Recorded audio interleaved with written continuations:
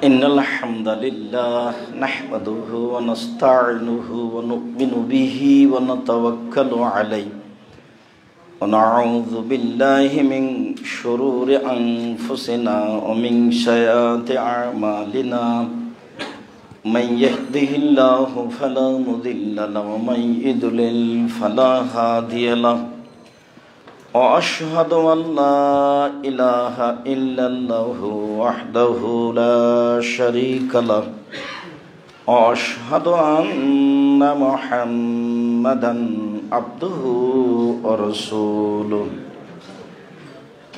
أما بعد فإن خير الحديث كتاب الله وخير الهدى هدى محمد صلى الله عليه وسلم وشر الأمور محدثتها وكل محدثة بدعة وكل بدعة ضلالة وكل ضلالة في النار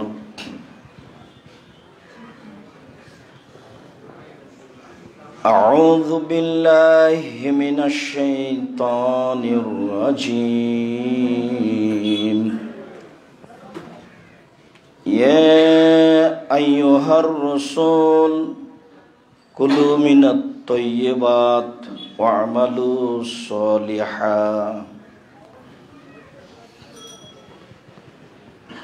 عن أبي هريرة رضي الله تعالى عنه قال قال رسول الله صلى الله عليه وسلم إن الله طيب لا يقبل إلا طيبا ثم ذكر رجلا يطيل السفر أشعث أغبر ويمد يديه ويقول يا ربي يا رب ومطعمه حرام وملبسه حرام ومشربه حرام وغذي بالحرام كيف يستجاب له رواه مسلم عن أبي هريرة رضي الله تعالى عنه قال قال رسول الله صلى الله عليه وسلم يأتي على الناس زمان لا يولي الناس ما أخذ منه آمن الحلال آمن الحرام رواه البخاري সম্মানিত এই মসজিদে উপস্থিত দ্বীনি মুসলিম ভাই, প্রশংসা আল্লাহর জন্য, শান্তি অবতীর্ণ হোক আল্লাহর রাসূলের উপর সাল্লাল্লাহু আলাইহি ওয়াসাল্লাম। আজ জুমার খুতবায় সংক্ষিপ্ত সময়ে বক্তব্যের বিষয় বৈধ রুজি। হালাল রুজি সম্পর্কে এক গুরুত্বপূর্ণ সংক্ষিপ্ত তথ্যবহল বিবরণের চেষ্টা করব ইনশাআল্লাহ। আমি যা সাধারণত বিষয় উল্লেখ করে বলে থাকি বা বলবো, তার অধিকাংশই আপনার বিভিন্ন সময়ে বক্তব্য শোনা ও জানাতে অবগতিতে রয়েছে।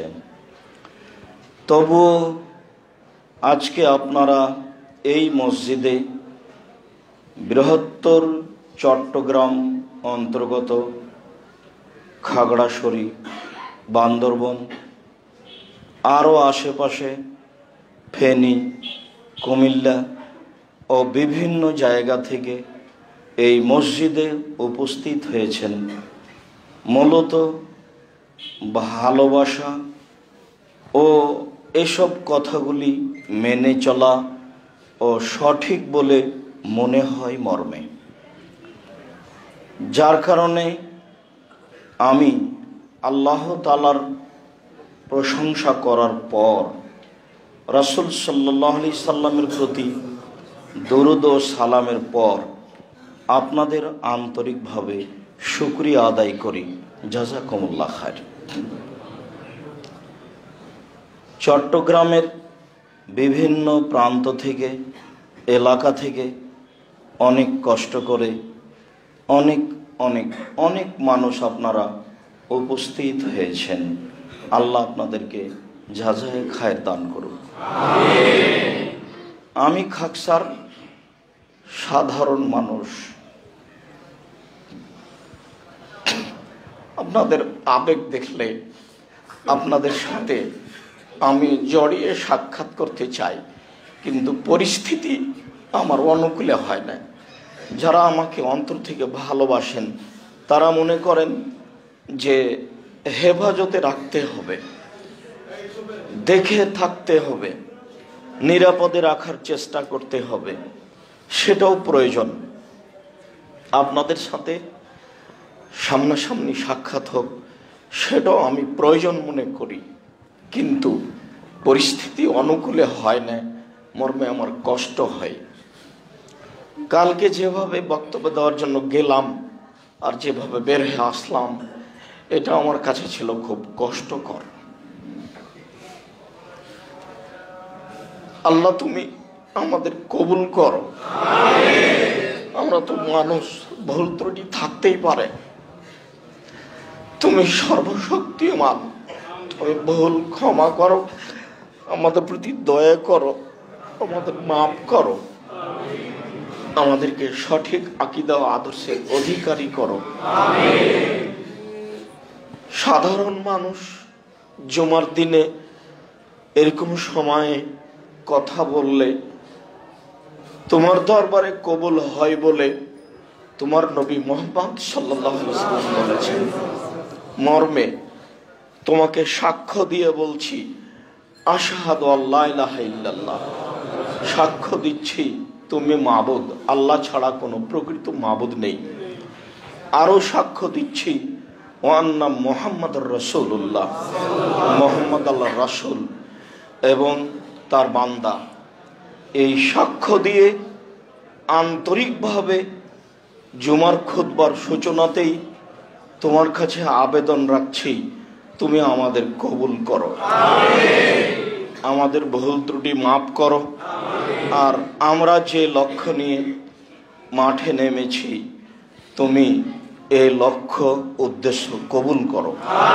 তুমি সর্বশক্তিমান, তুমি সবকিছু করতে পারো।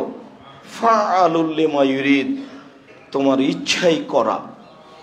তোমাকে কোনো কাজ করতে পরিকল্পনা করা লাগে না, কোনো শত্রু তোমাকে ঠেকাতে পারে না। তুমি আজিজ, পরাক্রমশালী, তুমি হাকিম, নতুনভাবে বুঝা লাগে না, তুমি বুঝেই করো। মর্মে আমরা সাধারণ মানুষ আবারও তোমার দরবারে বলছি, তুমি আমাদের কবুল করো। সম্মানিত দিনী ভাই, মানুষের জীবনে সবচেয়ে যেটা গুরুত্বপূর্ণ কাজ, মানুষের জীবনে আমার কাছে যে ভাঙাচোরা বিদ্যা আছে, সেই বিদ্যা দিয়ে যা বুঝি, তাতে এর চেয়ে আর কোনো গুরুত্বপূর্ণ কাজ মানুষের কাছে নেই। সেটা হলো 5 ওয়াক্ত ফরজ সালাত। ফরজ সালাতের চেয়ে মানুষের জীবনে আর কোনো গুরুত্বপূর্ণ কাজ আছে তা কোরআন হাদিস জানা অনুযায়ী বিবেচনাই বলে না। কেননা রাসূল সাল্লাল্লাহু আলাইহি সাল্লাম বলেন, মানুষের সব ইবাদত নির্ভর করে সালাতের উপরে। যদি মানুষের সালাত কবুল হয় তাহলে সব কবুল হবে। আমি একদিন ফকিরকে 10টা টাকা দিয়েছিলাম, আমি হয়তো ভুলে গেছি, কিন্তু নেকিটা আমার লেখা আছে। যদি আমার সালাত কবুল হয় তাহলে ওই নেকিটা আমার হারাবে না, সেদিন আমি পেয়ে যাব। আর যদি আমার সালাত কবুল না হয় তাহলে ফকিরকে 10টা টাকা দেওয়া নেকিটা আমার হারিয়ে যাবে, আমি পাবো না। কেননা মানুষের সব ইবাদত নির্ভর করে তার সালাতের উপরে। ইবাদতের জগতে সবচেয়ে দামি ইবাদত সিয়াম, রোজা। সিয়ামের চেয়ে আল্লাহকে সন্তুষ্ট করার কোনো দামি ইবাদত নেই। সবচেয়ে যে মাধ্যমে ওকে সন্তুষ্ট করা যায় সেইটা হলো সিয়াম। যার কারণেই রাসূল সাল্লাল্লাহু আলাইহি সাল্লাম বলেছেন, আমি বৃহস্পতিবার আর সোমবার সিয়াম পালন করা ভালোবাসি। কেন? সাপ্তাহিক রিপোর্ট এই 2 দিনে পেশ করা হয়। তো আমার মনটা চায় যে আমার রিপোর্টটা যখন পেশ করা হবে তখনও দেখুক যে আমি সিয়াম আছি। আমার মন এটা চাই যে রিপোর্টের সময় আমাকে দেখুক যে আমি সিয়াম আছি। এই উদ্দেশ্যে আমি বৃহস্পতিবার আর সোমবার সিয়াম পালন করি। বাৎসরিক রিপোর্ট পেশ করা হয় শাবান মাসে। তা কোন দিন তা তার জানা ছিল না। বাৎসরিক রিপোর্ট ধরার জন্য তিনি শাবান মাসে বেশি বেশি সিয়াম পালন করতেন। সিয়াম যত দামি ইবাদত হোক না কেন, যদি সালাত না থাকে তাহলে বিচারের মাঠে সিয়াম বাতিল বলে গণ্য হবে। বিভিন্ন দিনে বলেছি, ইবাদতের জগতে সবচেয়ে শক্তিশালী, ক্ষমতাধর, পাওয়ারফুল ভিন্ন ধরনের ইবাদত হলো দান। অবাক কাণ্ড ঘটাতে পারে। আল্লাহ আপনার উপরে ক্ষুব্ধ হয়ে আছেন, আপনাকে জাহান্নামে দিবেন, আপনি দান করেছেন, ঠান্ডা হয়ে গেছে। ক্ষমতাই ভিন্ন। আপনি দান করেছেন, মায়ের নামে মায়ের কবরের শাস্তি বন্ধ। দান পানি যেমন আগুনকে নিভিয়ে দিতে পারে, দান তেমন মানুষের পাপকে মিটিয়ে দিতে পারে। বিচারের মাঠে যতক্ষণ পর্যন্ত আপনার বিচার শেষ না হচ্ছে, যদি আপনি দান করে থাকেন তাহলে দানের ছায়া তলে থাকবেন। হাত্তা ইউজাবানান নাস, যতক্ষণ পর্যন্ত, যতদিন পর্যন্ত আপনার বিচার চলবে ততদিন আপনি আপনার দানের ছায়া তলে থাকবেন। এ কথা মুহাম্মদ সাল্লাল্লাহু আলাইহি সাল্লাম বলেন, আমি বলিনি। ইবাদতের জগতে শক্তিশালী, ক্ষমতাধর ভিন্ন ধরনের ইবাদত দান। এরপরেও যদি সালাত না থাকে তাহলে দান বিচারের মাঠে আপনার কাজে আসবে না, এটাও বাতিল বলে গণ্য হবে। এক ফোঁটা চোখের পানি আল্লাহর কাছে যত প্রিয়, ইবাদতের জগতে কোনো জিনিস তার কাছে তত প্রিয় নয়। রাসূল সাল্লাল্লাহু আলাইহি সাল্লাম বলেন, মান বাকা মিন খাশিয়াতিল্লাহ লা ইয়ালিজার রাজুলুন নারা বাকা মিন খাশিয়াতিল্লাহ হাত্তা ইয়ালিজাল লাবানু ফি দারে। গাভীর বাঁট ওলান থেকে দুধ বের করে ভিতরে ঢোকানো যায় না যেমন, আল্লাহর ভয়ে কাঁদে যে সে জাহান্নামে যাবে না তেমন। গাভীর বাঁট ওলান থেকে দুধ বের করে ভিতরে ঢোকানো যায় না যেমন, আল্লাহর ভয়ে কাঁদে যে সে জাহান্নামে যাবে না তেমন। আল্লাহর কাছে সবচেয়ে প্রিয় কাজ আল্লাহর ভয়ে এক ফোঁটা চোখের পানি। দিনরাত কান্নাকাটি করলাম, চোখের পানি ঝরলো, কিন্তু সালাত বিচারের মাঠে কবুল হয়নি, তাহলে এই নেকিও বিচারের মাঠে বাতিল বলে গণ্য হবে। বলছিলাম, মানুষের জীবনে সবচেয়ে গুরুত্বপূর্ণ কাজ সালাত। এর চেয়ে মানুষের জীবনে কোনো গুরুত্বপূর্ণ কাজ নেই, সবটাকে এর পিছে আসতে হবে। মানুষের জীবনে দ্বিতীয় গুরুত্বপূর্ণ কাজ হলো বৈধ রুজি। বৈধ রুজির চেয়ে মানুষের জীবনে আর কোনো গুরুত্বপূর্ণ কাজ আছে বলে আমি যেভাবে ভাঙাচোরা কোরআন হাদিস বুঝি তাতে বিবেচনায় আসে না। সব মারা গেল শেষে, বৈধ রুজি না থাকার কারণে সালাত আদায় করেছিলাম সেটাও গেল, সালাত দিয়ে যা টিকে থাকতো সেটাও গেল। তাহলে বৈধ রুজি মানুষের জীবনে সবচেয়ে গুরুত্বপূর্ণ কাজ। এরপরে আমি বলি যে যারা মাদ্রাসা গড়ছে তাদেরকে গড়ার সুযোগ দেন। যারা ব্যবসা বাণিজ্য করছেন তারা এমনভাবে ব্যবসা বাণিজ্য করেন যে মনে মনে ভাববেন চট্টগ্রাম শহরে আমার চেয়ে যেন কোনো বড় ব্যবসায়ী কেউ না থাকে। পয়সা ইনকাম আপনাকে করতেই হবে, কারো বাহাদুরি চলে না পয়সা ছাড়া। মুহাম্মদ সাল্লাল্লাহু আলাইহি সাল্লামের চলে না বইয়ের পয়সা ছাড়া। বইয়ের পয়সা আছে তাই চলতে পারেন, বইয়ের পয়সা ছাড়া চলে না। কার পয়সা? খাদিজা রাদিয়াল্লাহু তাআলা আনহার। দুনিয়াতে সবচেয়ে দামি মহিলা হিসেবে মহিলা মানুষ। তবে আব্দুর রাজ্জাক সাহেবের মুখে শুনেছি যে আয়েশা রাদিয়াল্লাহু তাআলা আনহা পৃথিবীতে সবচেয়ে দামি। এই কথা ঠিক, আমি বলিনি, রাসূল সাল্লাল্লাহু আলাইহি সাল্লাম বলেছেন। তবে কিছু কিছু হাদিসে বোঝা যায় যে খাদিজা রাদিয়াল্লাহু তাআলা আনহা সবচেয়ে দামি। আল্লাহর নবী বলছেন যে আয়েশার বিবরণ, আল্লাহর নবী বলছেন, আয়েশা, জিবরাইল তোমাকে সালাম দিল। তা আয়েশা রাদিয়াল্লাহু তাআলা আনহা বলছেন, ওয়া আলাইকা ওয়া আলাইহিস সালাম, আপনাকেও সালাম, জিবরাইলকেও সালাম। আপনি তো জিবরাইলকে দেখতে পান, আমি তো দেখতে পাই না। একই জায়গায় এক বিছানে তিনজন, ল্যাপের নিচে তিনজন, আয়েশা রাদিয়াল্লাহু তাআলা আনহা, মুহাম্মদ সাল্লাল্লাহু আলাইহি সাল্লাম, জিবরাইল, তিনজনে এক জায়গায়। কিন্তু মুহাম্মদ সাল্লাল্লাহু আলাইহি সাল্লাম জিবরাইলকে দেখতে পান, বুঝতে পারেন, কিন্তু আয়েশা বুঝতে পারেন না। তিনি বলছেন, আয়েশা, জিবরাইল তোমাকে সালাম দিল। এটাও বুখারী মুসলিমের হাদিস, ওটাও বুখারী মুসলিমের হাদিস।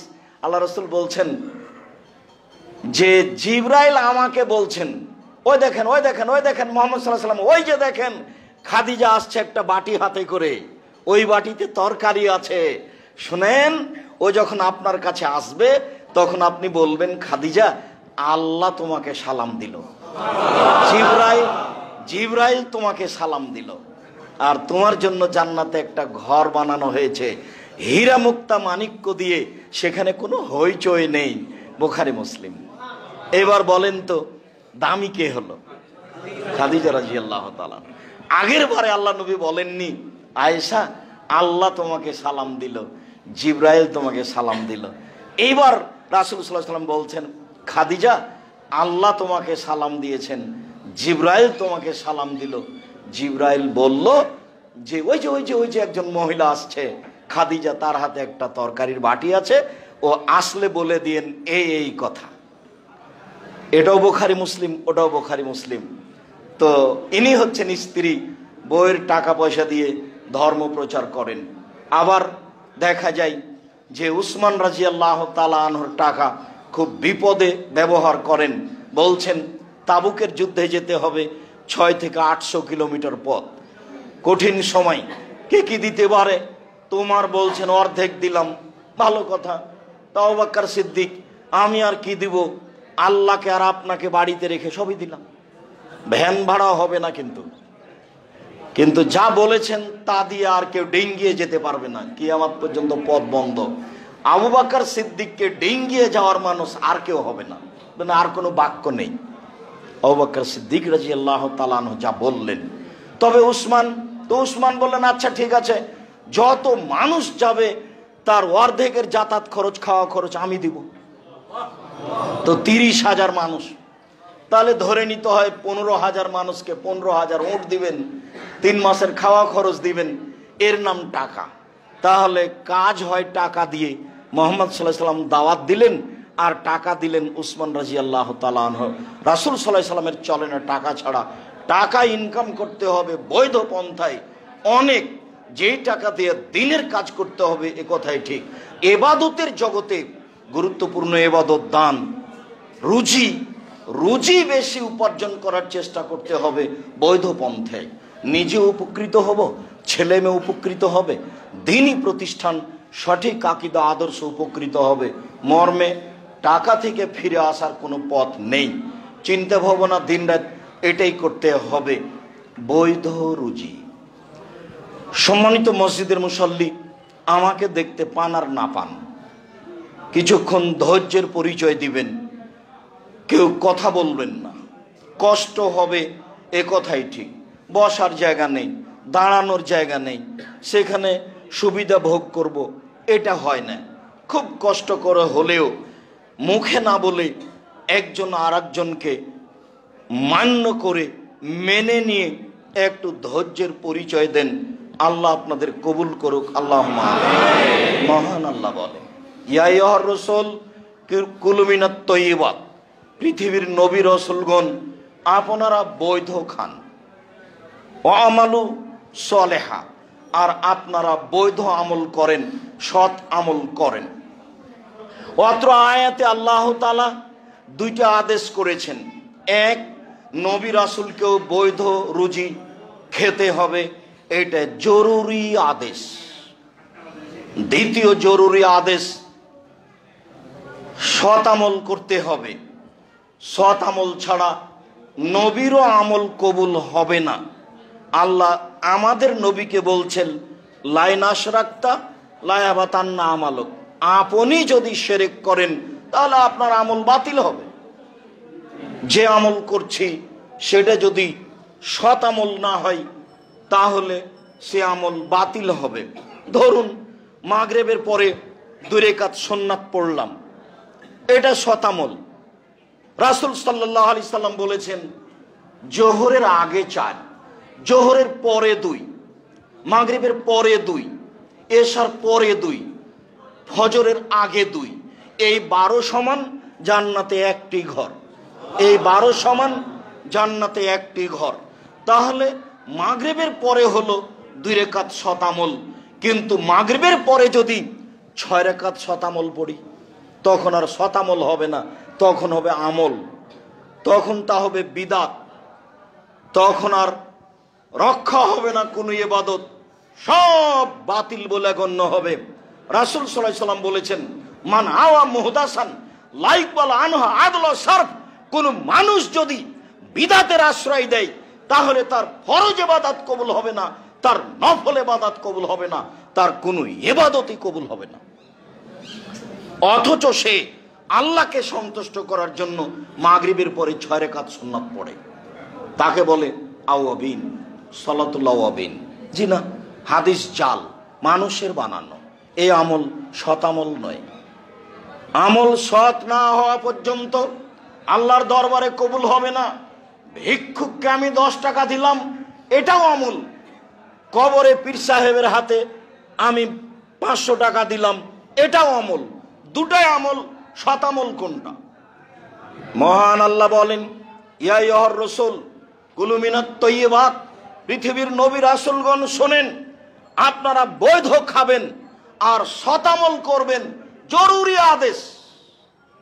কোন নবী যদি সৎ আমল না করেন তাহলে তার আমল বাতিল হবে, যদিও তাদের সরাসরি যোগাযোগ আল্লাহর সাথে মাধ্যম জিবরাইল আলাইহিস সালাম। জিবরাইলের মাধ্যমে তারা সরাসরি কথা বলতে পারেন, জিবরাইলের মাধ্যম দিয়ে। এরপরেও যদি তারা কোনো অসৎ আমল করেন তাহলে আল্লাহর দরবারে তা কবুল হবে না।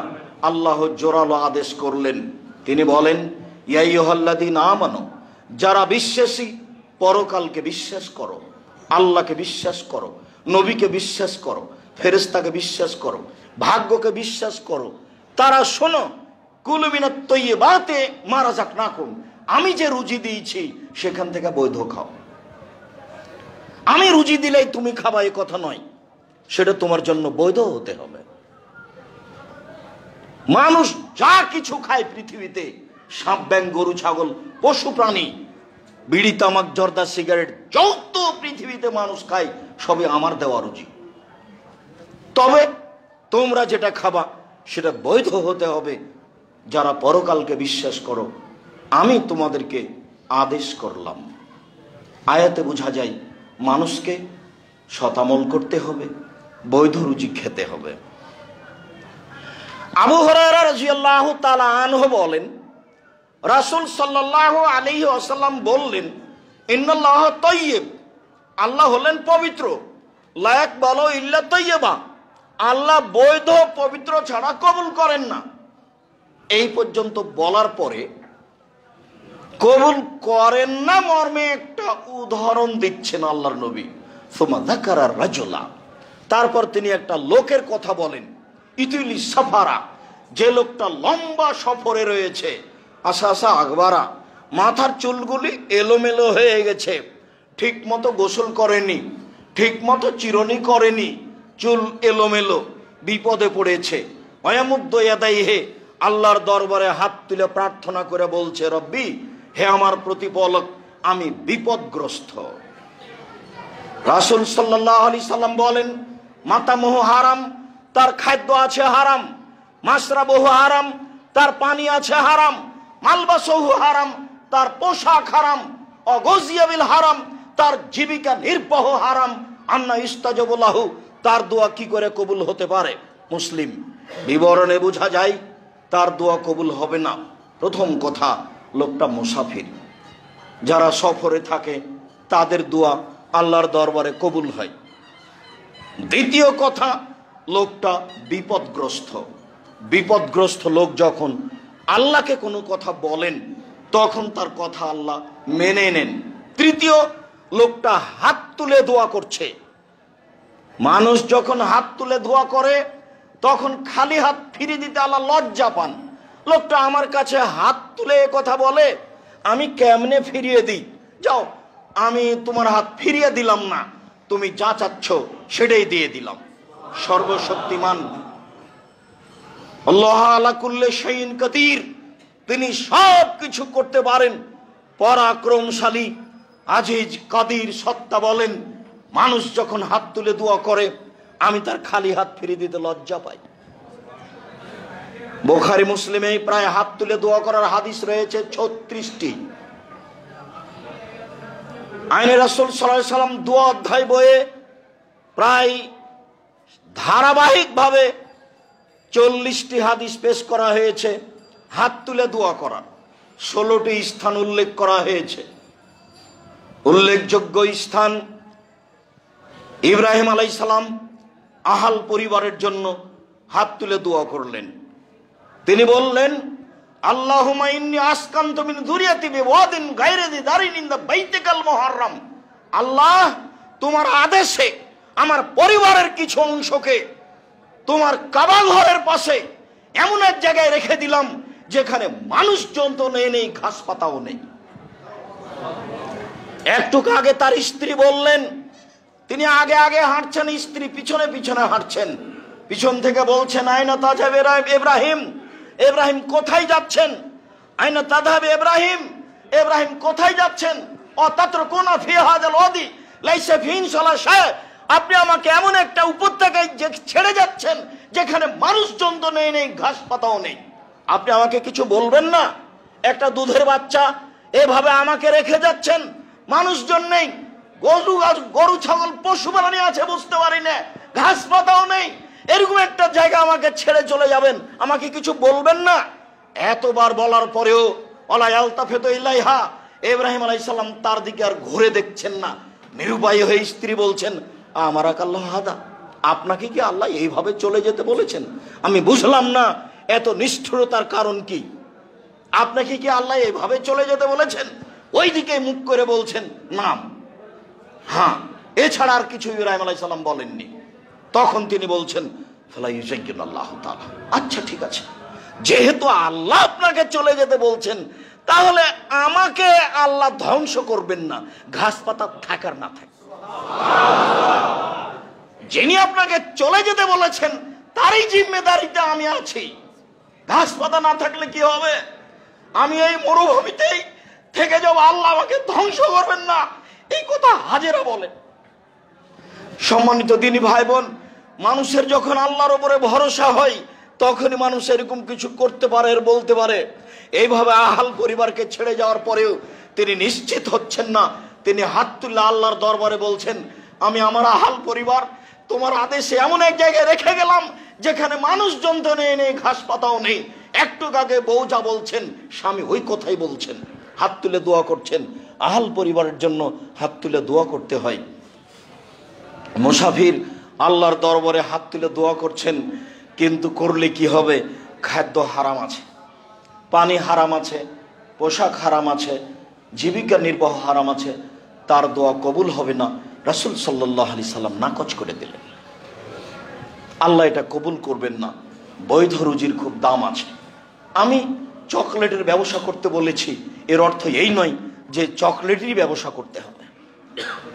আমি কলা বিক্রি করে খেতে বলেছি, এ কথার অর্থ এই নয় যে কলা বিক্রি করে খেতে হবে।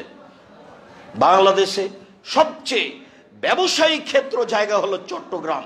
এই চট্টগ্রামের সবচেয়ে যেটা বড় ব্যবস্থা আছে ব্যবসা বাণিজ্যের, সেইখানে কাজ করার চেষ্টা করতে হবে। উপরওয়ালাকে বলতে হবে ভালো ব্যবস্থা তুমি করে দাও। তখন যদি সত্য মিথ্যা আসে তখন আল্লাহ রাসূল বলেছেন, আর তিজারাতু মাল কিযব ওয়াস সিদক ফাসুবুহু বিসাদকা, ব্যবসা সত্য মিথ্যা দিয়ে চলে।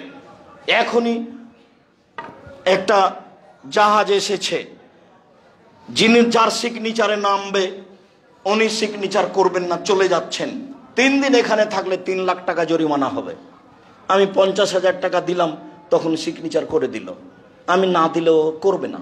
3 দিন এখানে আটকা থাকলে আমার জরিমানা হবে, শেষে আমি কিছু লাভ করতে পারবো না। আমি তখন মাজলুম, আমি টাকাটা দিলাম, এই টাকার জন্য আমি বিচারের মাঠে ধরা খাবো না। আমি বৈধ ব্যবসা শুরু করেছিলাম, ওরা আমার প্রতি জুলুম করেছে, আমি মাজলুম। রাসূল সাল্লাল্লাহু আলাইহি ওয়াসাল্লাম বলেন, সত্য মিথ্যা দিয়ে ব্যবসা চলে, ফাসুবহু বিসাদকা, তোমরা দান করে ওর ক্ষতি সরিয়ে দাও। এ কথা রাসূল সাল্লাল্লাহু আলাইহি সাল্লাম বলেন। পরিস্থিতি রুজির জন্য যতই কঠিন হোক, মানুষকে পথে থাকতে হবে, সঠিক আকীদার লোককে আরো বেশি থাকতে হবে। আপনি ভাববেন না যে রাসূল সাল্লাল্লাহু আলাইহি সাল্লাম যেভাবে বলেছেন, আব্দুর রাজ্জাক সাহেব যেভাবে বললেন, সেভাবে তাহলে কলা বিক্রি করে খাওয়াই ভালো। তা আমি করতে বলিনি,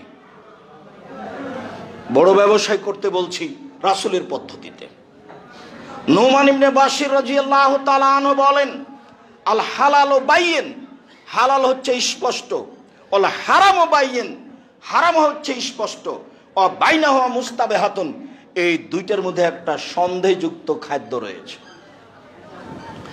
লা ইয়ালামুহুন্না কাসীরুম মিনান নাস, বহু মানুষই তা বুঝতে পারে না, বহু মানুষই তা জানতে পারে না, বুঝে উঠতে পারে না। সন্দেহযুক্ত ব্যবসা, সন্দেহযুক্ত খাদ্য। ফামান ইত্তাকা মিনা শুবহাতে ইস্তাবরালে দীনিহি ওয়া ওয়াজহিহি, যে সন্দেহ থেকে নিজেকে বাঁচাতে পারলো, ব্যবসা বাণিজ্য চাকরি বাকরিকে বাঁচাতে পারলো, সে তার দিনকে পরিপূর্ণ করে নিল। ওমান ওয়াকাফি শুবহাতে ওয়াকাফিল হারামে, যেই সন্দেহের মধ্যে পড়ে গেল সে হারামের মধ্যে পড়ে গেল। চূড়ান্ত সিদ্ধান্ত নেই যার, সেটা চূড়ান্ত হারাম। চূড়ান্ত সিদ্ধান্ত নেই যার, সেটা চূড়ান্ত হারাম। চূড়ান্ত সিদ্ধান্ত নেই যার, সেটা চূড়ান্ত হারাম। এটাই ভাবতে হবে। যদিও হুজুর বলেছেন জর্দা খাওয়া মাকরুহ, যে হুজুর কিন্তু হালাল বলেননি। হুজুর বলেছেন যে খাওয়া মাকরুহ, অপছন্দ, খারাপ। মাকরুহ মানে খারাপ, তো হুজুর তো আর হালাল বলেননি। আব্দুর রাজ্জাক সাহেব বলেছেন হারাম, শুধু হারাম বলেননি। আব্দুর রাজ্জাক সাহেব বলেছেন যে রাসূল সাল্লাল্লাহু আলাইহি সাল্লাম বলেছেন 3 শ্রেণীর মানুষ জান্নাতে যাবে না। তার 1 শ্রেণীর মানুষ হচ্ছে মদমিনুল খামর, যারা নিয়মিত বিড়ি, তামাক, জর্দা, সিগারেট, গুল, নেশাদার দ্রব্য খায়, পান করে, তারা জান্নাতে যাবে না। মদমিনুল খামর, যারা নিয়মিত নেশাদার দ্রব্য পান করে। একজন হুজুর বললেন যে বিড়ি সিগারেট যে নেশাদার দ্রব্য, তার কি প্রমাণ?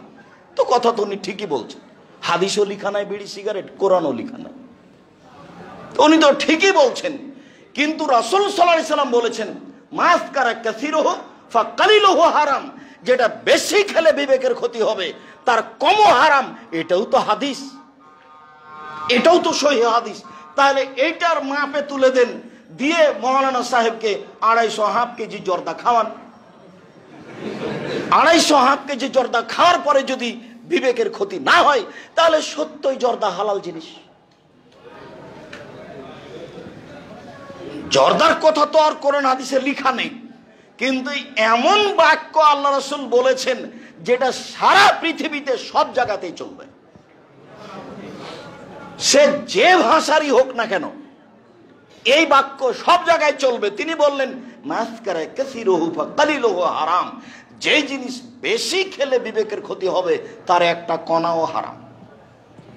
ওই হাদিসের ভিত্তিতে এই হাদিসের অনুবাদ করা আছে যে বিড়ি, তামাক, জর্দা, সিগারেট, গুল, নেশাদার দ্রব্য কেউ যদি পান করে তাহলে সে জান্নাতে যাবে না। এ কথা রাসূল সাল্লাল্লাহু আলাইহি সাল্লাম বলেন, আমি অনুবাদক। 2 রাজরাত মিনান নিসায়ে, পুরুষের বেশধারী নারী, যারা পুরুষের জুতা স্যান্ডেল পরে, যারা পুরুষের শার্ট প্যান্ট পরে, যারা পুরুষের পোশাক পরে, যারা পুরুষের মতো হয়ে চলার চেষ্টা করে, তারা জান্নাতে যাবে না। এ কথা রাসূল সাল্লাল্লাহু আলাইহি সাল্লাম বলেছেন, এটা চূড়ান্ত সিদ্ধান্ত। 3 দায়ুস, আমি আর আপনি মধ্যে থেকে পড়ে গেছি। খুব চেষ্টা করেছিলাম তাহাজ্জুদও পড়ি, তাসবিহ তাহলিলও করি, হজও কয়েকবার করেছি, উমরা তো যাই। কিন্তু মেয়েটা ঢাকা বিশ্ববিদ্যালয়ে পড়ে আর একজনের সাথে ঘুরে। যার বাড়িতে পরিবারে বেহায়াই আছে সে হলো দায়ুস। দায়ুসের তর্জমা রাসূল সাল্লাল্লাহু আলাইহি ওয়াসাল্লাম বলেন আল্লাযী ইউকিরু ফি আহলি আল খাবাসা, যে তার বাড়িতে বেহায়াইর সুযোগ দিয়েছে সে হলো দায়ুস। এই তিন শ্রেণীর মানুষ জান্নাতে যাবে না মর্মে সন্দেহ থেকে বেঁচে থাকার জন্য অনুরোধ জানাচ্ছি। বিড়ি, তামাক, জর্দা, সিগারেট সন্দেহযুক্ত হলেও চূড়ান্ত হারাম। আর যদি স্পষ্ট হালাল হয়, হারাম হয়, তাহলে তো কোনো কথাই নেই। আমি আব্দুর রাজ্জাক বিন ইউসুফ ওই হাদিসের ভিত্তিতে একে চূড়ান্ত হারাম বলেই ফতোয়া দিয়ে আসছি। আল্লাহ তুমি সঠিক বুঝে আমল করার তৌফিক দান করো। আল্লাহুম্মা সাল্লি আলাইহি আল্লাহুম্মা বারিক আলাইহি।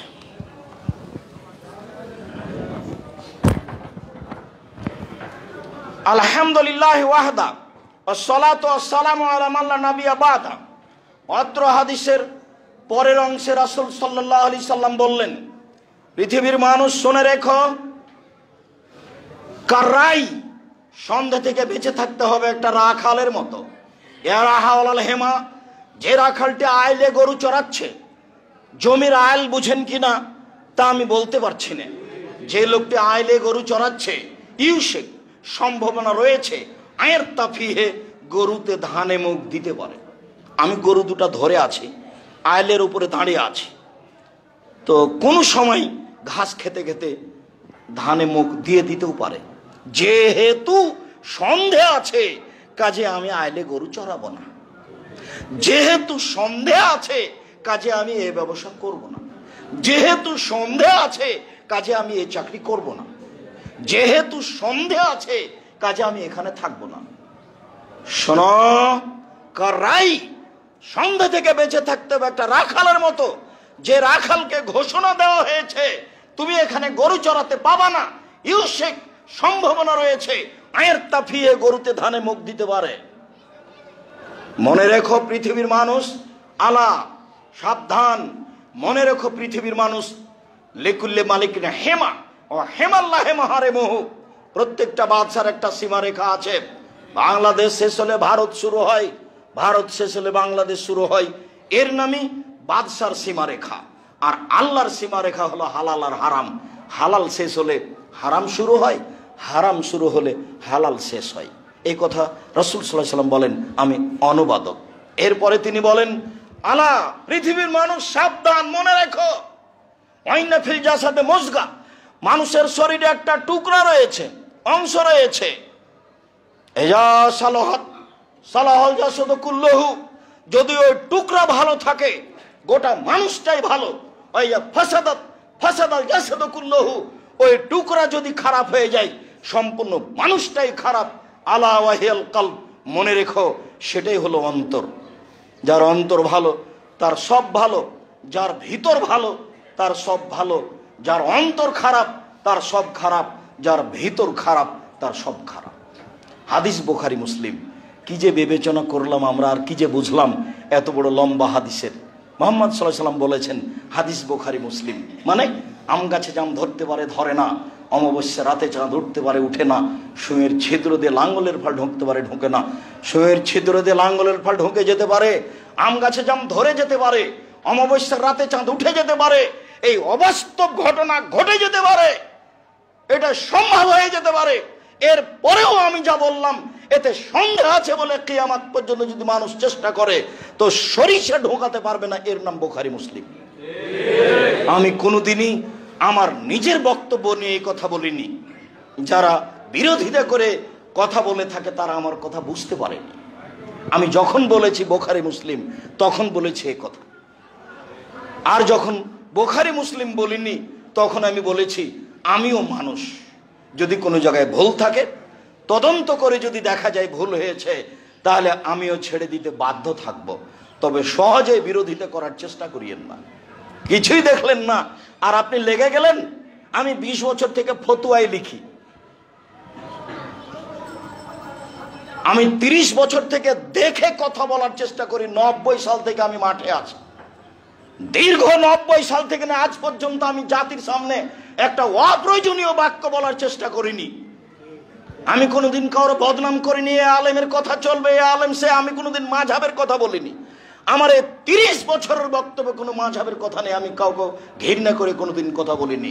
তবে আমাকে যখন জিজ্ঞাসা করা হয়েছে মাযহাব মানা যাবে কিনা, তখন আমি বলেছি আপনি যে মাযহাব মানেন ভালো কথা মানেন, কিন্তু বিচারের মাঠে যদি আল্লাহ ইমাম আবু হানিফা রাহিমাহুল্লাহকে বলেন যে আপনি কি কাউকে বলেছিলেন যে আমাকে মেনে চলেন, তখন যদি ইমাম আবু হানিফা রাহিমাহুল্লাহ বলেন না না না না আমি কাউকে মানতে বলিনি, তখন আপনার কি হবে? আমি জিজ্ঞাসার উত্তরে এক কথা বলেছি।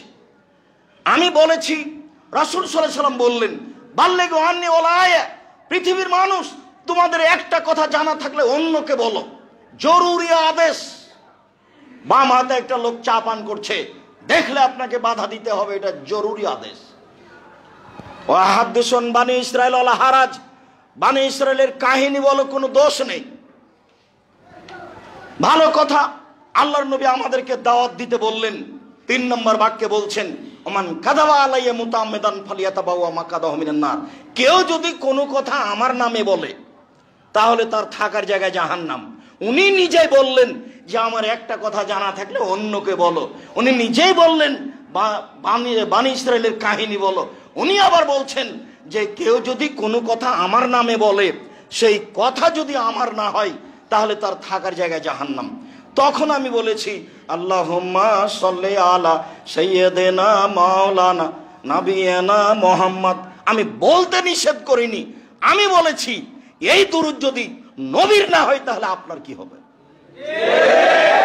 তো আপনি মানুষকে বলার আগে এটা চূড়ান্ত করেন যে এটা নবীর, তারপরে আপনি বলেন আবু হুরায়রা রাদিয়াল্লাহু তাআলা আনহু বলেন নবী করিম সাল্লাল্লাহু আলাইহি সাল্লাম বলেছেন আল্লাহুম্মা সাল্লি আলা সাইয়্যিদিনা মাওলানা নাবিয়ানা মুহাম্মদ। আবু দাউদ, হাদিসে তো হাদিস সহিহ, বললেই তো হলো।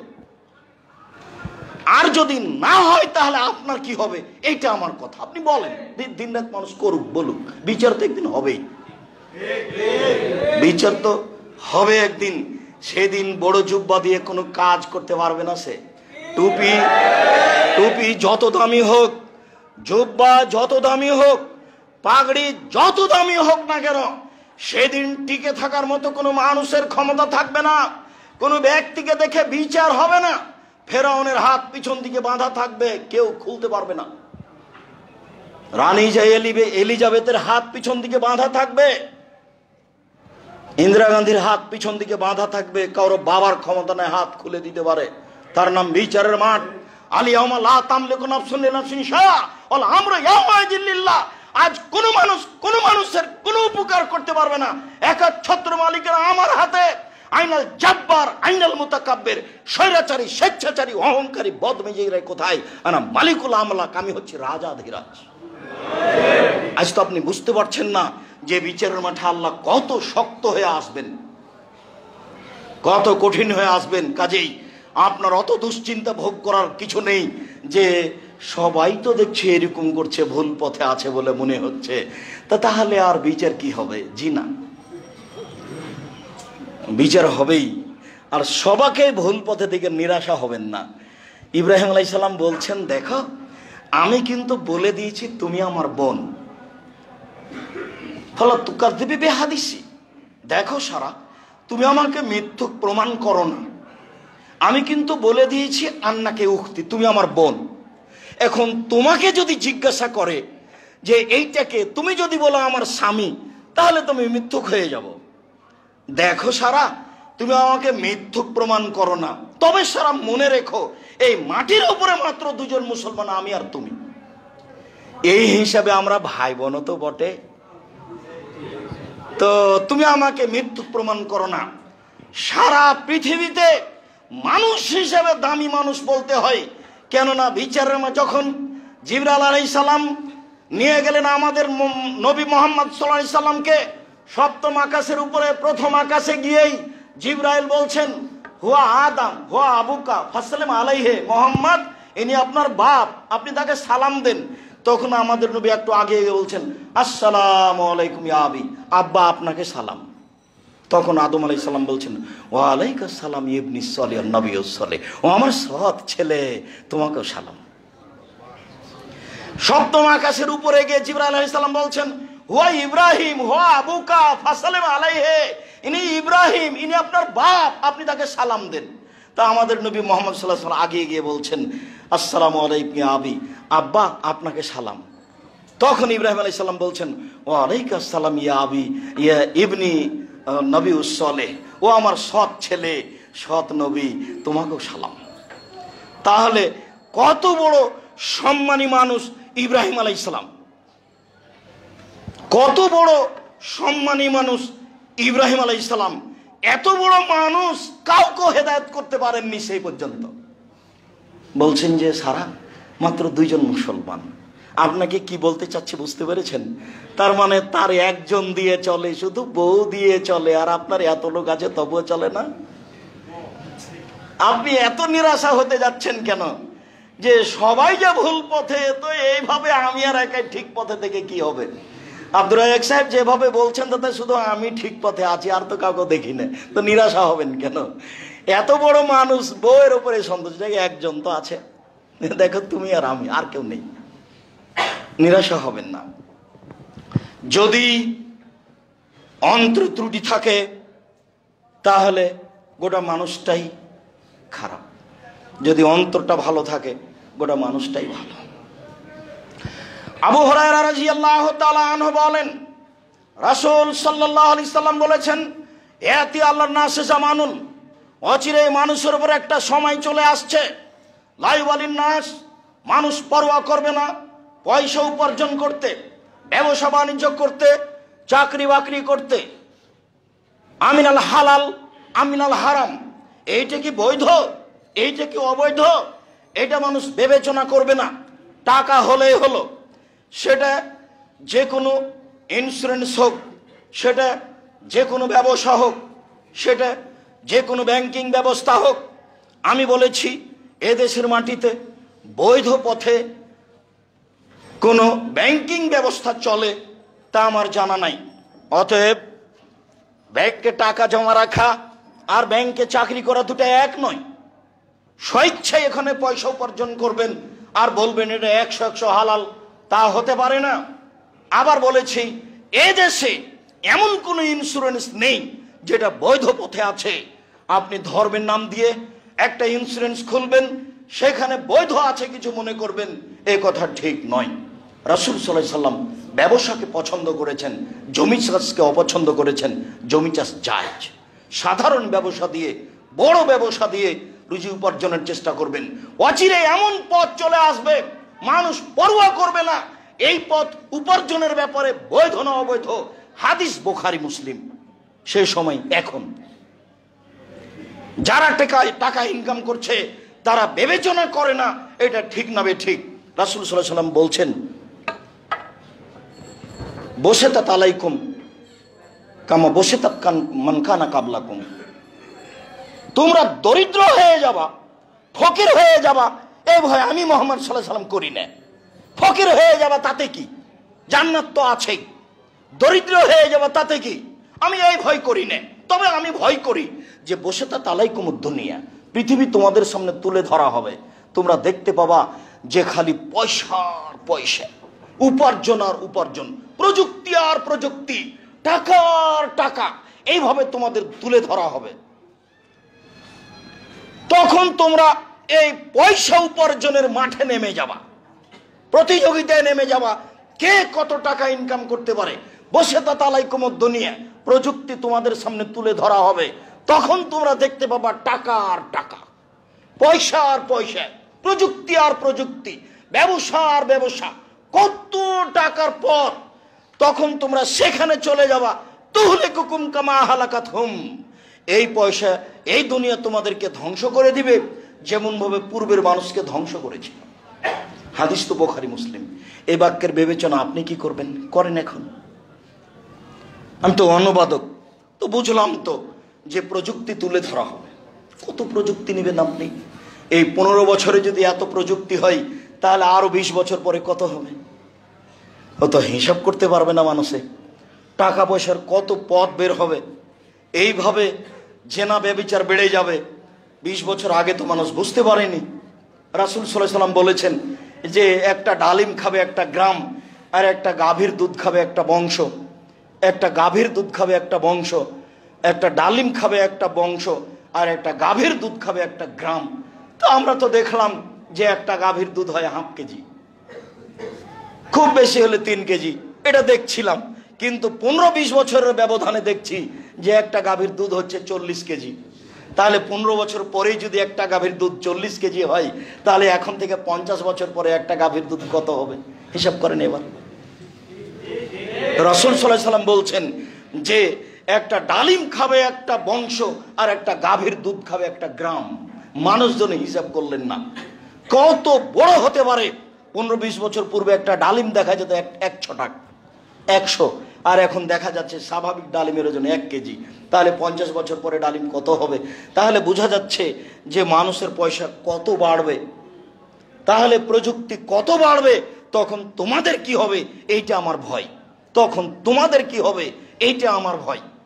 রাসূল সাল্লাল্লাহু আলাইহি সাল্লাম বলছেন, দেখো আমার জীবনে বড় ভয় আমার উম্মতের উপরে এক আইম্মাতা মুজিল্লিন, ভ্রান্ত হুজুর, হুজুর ভ্রান্ত হবে, এটা আমার ভয়। এবারে নগদ ফতোয়া দিচ্ছে যে তাবিজ বিক্রি করে খাওয়া যাবে। কোরআন মাজিদ খুলে দেখাচ্ছে, এ দেখেন আল্লাহ বলছে ভোট দিতে হবে, খুলে কোরআন মাজিদ পড়ে দেখাচ্ছে, বলছে এ দেখেন বুখারী মুসলিমের হাদিস মিলাদ করা যাবে। রাসূল সাল্লাল্লাহু আলাইহি সাল্লাম বলছেন আমার জীবনে 3টা বড় ভয়, তার 1 নাম্বার ভয় হচ্ছে আইম্মাতা মুজিল্লিন, ভ্রান্ত হুজুর।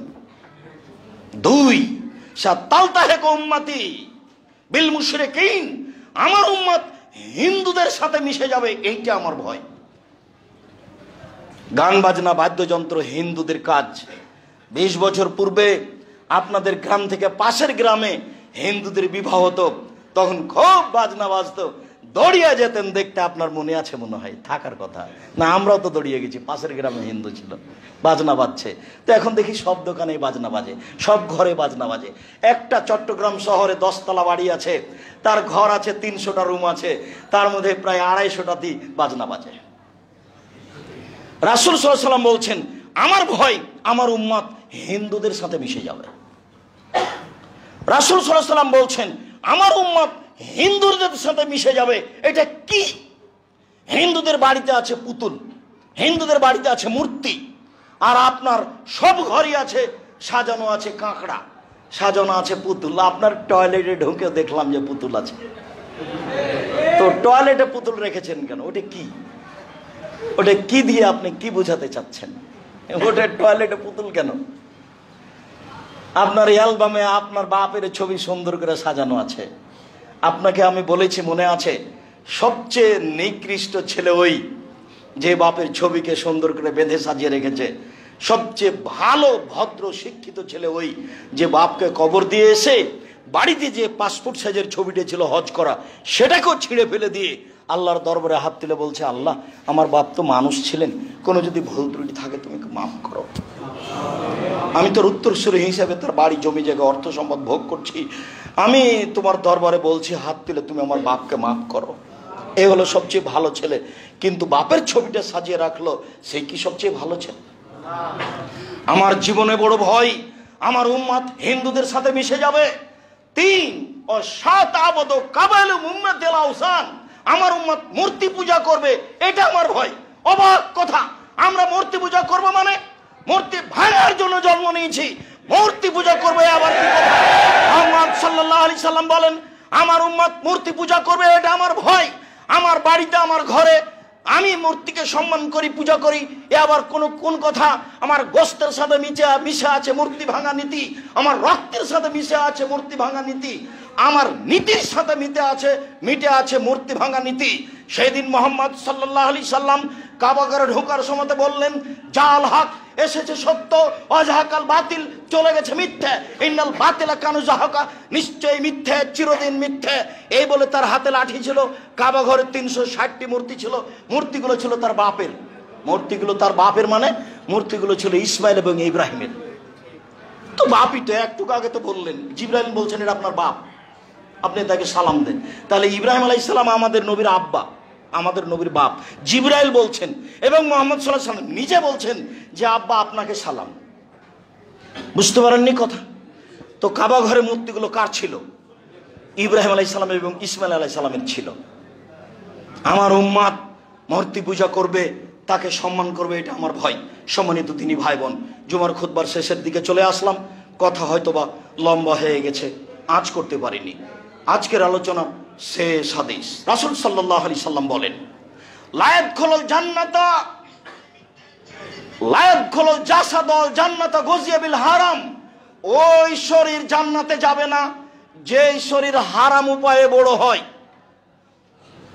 জাবের রাদিয়াল্লাহু তাআলা আনহু বলেন, কুল্লু লাহমিন নাবাতা মিনাস সুহতি কানাতিন নার আওলা বিহি।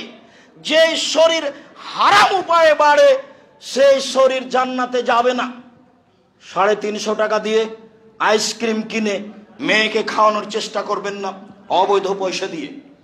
1000 টাকা দামের আইসক্রিম কিনে মেয়েকে খাওয়ান যখন পয়সা বৈধ। বাজারের সবচেয়ে বড় দামি মাছ আপনি কিনেন যখন পয়সা বৈধ। পয়সা বৈধ আছে, বাজারের সবচেয়ে বড় মাছটা কিনলেন না, তখন আপনি কৃপণ। আপনি গরিব মানুষ, ভ্যান চালক, কখনো রুই মাছ কিনতে যায়েন না, পুঁটির মাছ কিনবেন, নইলে আপনি হবেন অহংকারী, তখন আবার জান্নাত হবে না। ওটাই যেমন এটাও তেমন। মুহাম্মদ সাল্লাল্লাহু আলাইহি সাল্লামের কথা নীতির উপরে আছে। মানুষ যে নীতিতে সফলতা অর্জন করবে সেই নীতি মুহাম্মদ সাল্লাল্লাহু আলাইহি সাল্লামের নীতি। অতএব ওই শরীরদের জন্য জাহান্নাম যথেষ্ট যে শরীর হারাম উপায়ে বড় হয়। সম্মানিত দিনী ভাই, আজকের আলোচনার শেষ কথা, জরুরি কথা। এই মসজিদটির অধীনে একটি মাদ্রাসা আছে, মাদ্রাসা আবু বকর রাদিয়াল্লাহু তাআলা আনহু। মাদ্রাসাটিকে স্মরণে রাখবেন, দোয়া করবেন, সেখানে সাহায্য সহযোগিতা করবেন। দ্বিতীয় জরুরি কথা, আপনাদের প্রাণের প্রতিষ্ঠান, আপনাদের অন্তরের প্রতিষ্ঠান, আপনাদের ভালোবাসার প্রতিষ্ঠান জামিয়া সালাফিয়া। আপাতত জামিয়া সালাফিয়া ডাঙ্গিপাড়া পবা রাজশাহী, জামিয়া সালাফিয়া রূপগঞ্জ নারায়ণগঞ্জ ঢাকা, এই দুইটি প্রতিষ্ঠান চলমান রয়েছে। এই দুইটি প্রতিষ্ঠানে প্রায় 3 থেকে 3,500 ছেলে মেয়ে পড়াশোনা করে। শিক্ষক শিক্ষিকা অন্যান্য স্থান মিলে প্রায় 18 লক্ষ টাকা বেতন লাগে। প্রতিষ্ঠানটি বরিশালে অচিরেই হবে বলে আশা করছি ইনশাল্লাহ। কাজ প্রায় শেষের দিকে। প্রতিষ্ঠানটি দিনাজপুরে হবে বলে আশা করছি, কাজ প্রায় শেষের দিকে। ভাবছিলাম সেদিন কবে আসবে যেদিন চট্টগ্রামেও জামিয়া সালাফিয়া তৈরি হবে। সে আজকে এসেছি, আলোচনা চলছে, জানি না আপনাদের সিদ্ধান্ত কখন নেমে আসবে জামিয়া সালাফিয়ার উপরে। আমার পক্ষ থেকে, আমি খাকসার সাধারণ মানুষ, জাতির তেমন কোনো উপকার করতে পারি না, তবে জাতিকে বলে যাচ্ছি, আল্লাহ জামিয়া সালাফিয়াকে তুমি কবুল করো। আমার মনে বড় সাধ, এদেশের মাটিতে আমি উন্নত মানের প্রতিষ্ঠান গড়তে চাই যার নাম জামিয়া সালাফিয়া, যেখানে ছেলে মেয়েরা উন্নত মানের বাংলা, ইংরেজি, আরবি শিক্ষা অর্জন করে জাতির অন্যায়ের বিরুদ্ধে লড়বে মুখে কলমে মিডিয়ায়। এই স্বাদ নিয়ে চলছি। আল্লাহ তুমি সর্বশক্তিমান, যদি আমাদের কোনো ভুল ত্রুটি থাকে তাহলে তুমি সেটা মাফ করো এবং আমাদের সংশোধন করে জামিয়া সালাফিকে তুমি কবুল করো এবং ওই পথে ওর সুবিধার জন্য তুমি আমাদেরকে নিয়ে যাও। জামিয়া সালাফিয়ার জন্য আন্তরিকভাবে পৃথিবীর সকল দিনী ভাই বোনকে, আপনাদেরকে, চট্টগ্রামের মহিলা পুরুষ দিনী ভাই বোনকে জামিয়া সালাফিয়ার জন্য দোয়া করতে বলছি। যদি উপরে কবুল হয়ে যায় তাহলে সহজ, আর যদি উপরে একটু নড়চড় হয়ে যায় সারা পৃথিবী জুড়ে এর কোনো সুবিধা করতে পারবে না। এই জন্য সকল দিনী ভাই বোনকে জামিয়া সালাফিয়ার জন্য আন্তরিকভাবে দোয়া করার জন্য অনুরোধ জানাচ্ছি।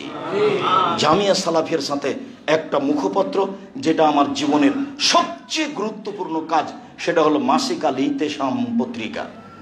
সমস্ত বাঙালিকে, আপনাদেরকে মাসিক আল ইতেসাম পত্রিকা সংগ্রহ করতে হবে, যার সাথে আছে 10 জন মুফতি, বড় বড় আলেম, যার সাথে আছে গবেষণাগার, যে ফতোয়া বৈঠকে আমি সবকে নিয়ে প্রতি মাসে একদিন বসি, চূড়ান্ত সঠিকটা বের করার চেষ্টা করি। আমার ভাঙাচোরা বিদ্যা অনুযায়ী, আমার বুঝে এদেশের মাটিতে বাংলা ভাষায় সবচেয়ে ভালো মানের পত্রিকা মাসিকাল ইতেশাম পত্রিকা। পত্রিকার সাথে সকল দিনী ভাই বোনকে সম্পৃক্ত থাকার জন্য অনুরোধ জানাচ্ছি। অন্য বই সহ বিশেষভাবে আব্দুল্লাহর মিন্নাতুল বারী, বাংলা ভাষায় ব্যতিক্রম বই, বুখারীর ব্যাখ্যা মিন্নাতুল বারী, অন্যান্য বই সহ সমস্ত বইয়ের সাথে সম্পৃক্ত হওয়ার জন্য অনুরোধ জানাচ্ছি। পরে আল্লাহকে বলছি, আল্লাহ আমরা চট্টগ্রামে বসবাস করি, এর বিভিন্ন প্রান্তে বসবাস করি, আমাদের ভুল ত্রুটি থাকতে পারে, তুমি আমাদের মাফ করো। আমাদের চলার পথ, আমাদের ব্যবসার পথ, আমাদের কর্মের পথ তুমি সহজ ভালো করে দাও। আমাদের কর্মের পথে, আমাদের রুজির পথে তুমি উন্নতি দাও। আমাদের যারা মারা গেছে তুমি তাদের কবরের শাস্তি মাফ করো। আমরা যারা অসুস্থ তুমি তাদের আরোগ্য দান করো। আমরা যারা বেঁচে আছি তুমি তাদেরকে তোমার রাসূলের পদ্ধতি অনুযায়ী চলার তৌফিক দান করো। আজকে যে বৈধ রুজির ওপরে গুরুত্বপূর্ণ বক্তব্য শুনছিলাম, এই বক্তব্যকে যথাযথভাবে মূল্যায়ন করার তৌফিক দান করো। এই দাবি, এই দাওয়া, এই দোয়া তোমার দরবারে রেখে আজকের জুমার খুতবা এখানে শেষ করলাম। সাল্লাল্লাহু আলাইহি ওয়াসাল্লাম।